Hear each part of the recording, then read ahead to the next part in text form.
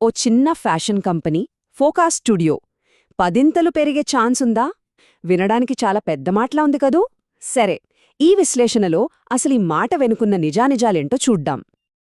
ఈ ఒక్క వాక్యం చాలు ఈ మొత్తం విశ్లేషణకు. ఇదే గుండెకాయ. పేజ్ ఇండస్ట్రీస్ అంటే జాకీ లాంటి పెద్ద పెద్ద బ్రాండ్లను నడిపే కంపెనీ.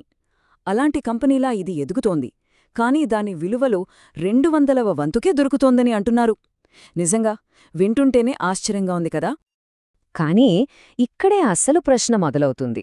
చిన్న చిన్న ఊళ్లను టార్గెట్ చేసే ఒక ఫ్యాషన్ బ్రాండ్ దేశంలో నెక్స్ట్ పెద్ద కంపెనీ అవ్వగలదా? ఈ ప్రశ్నకు సమాధానం కావాలంటే మనం ఫోకస్ బిజినెస్ను కొంచెం లోటుగా చూడాలి. రైట్, ముందుగా మనం మాట్లాడుకుంటున్న ఈ కంపెనీ గురించి తెలుసుకుందాం. అదే ఫోకస్ స్టూడియో. తక్కువ ధరలకే ఫ్యాషన్ను అందిస్తూ మార్కెట్లో ఒక అండర్డాగ్లా ఉంది. అసలు ఈ కంపెనీ కథేంటి? ఎక్కడ మొదలైంది? ఫోకస్ ప్రయాణం 2010లో స్టార్ట్ అయింది. స్టార్టింగ్లో వీళ్ళు వేరే బ్రాండ్లకు బట్టలు తయారు చేసి ఇచ్చేవాళ్లు. అంటే ఒక బీ2బీ మ్యానుఫ్యాక్చరర్ అనమాట. కానీ రీసెంట్గా వాళ్లే స్వంతంగా ఒక బీ2సి బ్రాండ్గా మారారు. ఆగస్ట్ 2024లో స్టాక్ మార్కెట్లో కూడా లిస్ట్ అయ్యారు. వీళ్ల మెయిన్ టార్గెట్ ఎవరంటే ఇండియాలోని చిన్న మధ్యతరహా పట్టణాలు. ఎఫ్టీఎక్స్, ట్రైబ్, ఇంకా త్వరలో రాబోయే కంటేనో లాంటి బ్రాండ్లతో మార్కెట్లోకి దూసుకెళ్తున్నారు. ఇంతకీ వీళ్ల కస్టమర్లెవరు? ఫోర్కాస్ట్ ఎవరికోసం బట్టలు తయారు చేస్తోందంటే ముఖ్యంగా Tier 2, Tier 3, Tier 4 సిటీస్లో ఉండేవాళ్లకోసం.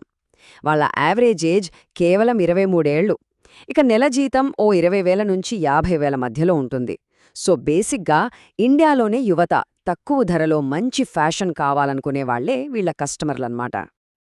అయితే ఇంత కాంపిటీషన్ ఉన్న మార్కెట్లో ఫోకస్ స్టూడియో ఎలా నెగ్గుకురాగలదు? వాళ్ల దగ్గరున్న సీక్రెట్ వెపన్ ఏంటి? వాళ్ల కాంపిటేటివ్ ఎడ్జ్ ఏంటో ఇప్పుడు చూద్దాం. ఇక్కడే అసలు టర్నింగ్ పాయింట్. 2021 తర్వాత అంతా మారిపోయింది. అంతకుముందు వీళ్ళు జస్ట్ బట్టలు తయారు చేసి వేరే వాళ్లకు అమ్మేవాళ్లు. కాని ఇప్పుడు సొంత బ్రాండ్ క్రియేట్ చేస్తున్నారు. వాళ్ల బిజినెస్ మోడల్ను యాసెట్ లైట్గా మార్చేశారు. సింపుల్గా చెప్పాలంటే సొంత ఫ్యాక్టరీల గొడవ లేకుండా బ్రాండింగ్, డిస్ట్రిబ్యూషన్ మీద ఫుల్ ఫోకస్ పెట్టారన్నమాట. మరి ఈ మోడల్ ఎలా వర్కౌట్ అవుతుంది? ఈ ఎసెట్ లైట్ మోడల్ చాలా సింపుల్ అండి. ఫస్ట్ మార్కెట్ డేటాను అనలైజ్ చేసి డిజైన్స్ ఫైనల్ చేస్తారు. తరువాత ప్రొడక్షన్ను వేరే కంపెనీలకు అవుట్సోర్స్ చేస్తారు. ఇక మూడో స్టెప్ ఆన్లైన్, ఆఫ్లైన్ అంటే ఓమ్ని ఛానల్ ద్వారా అమ్ముతారు.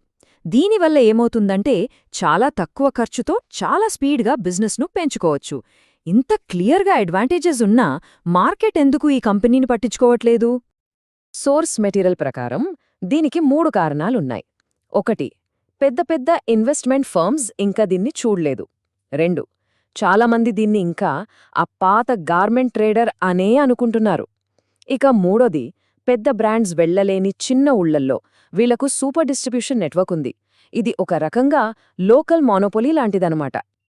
సరే, మాటలు బాగున్నాయి, కానీ నంబర్స్ ఏం చెప్తున్నాయి? ఇప్పుడు ఫోకస్ ఫైనాన్షియల్స్ ఎలా ఉన్నాయో చూద్దాం. ఈ సెక్షన్లో వాళ్ల గ్రోత్ స్టోరీని మనం అంకెలతో చూడబోతున్నాం.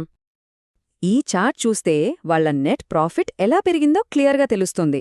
ఫినాన్షియల్ ఇయర్ 24లో 5 కోట్లుంటే 25 వచ్చేసరికి ఆల్మోస్ట్ 8.6 కోట్లకు చేరింది. ఒక్క ఏడాదిలోనే ఇంత జంప్ అంటే ఇది మామూలు విషయం కాదు. ఇది చాలా ఇంపార్టెంట్ నంబర్. ROCA అంటే పెట్టిన పెట్టుబడి మీద ఎంత రిటర్న్ వస్తోందని.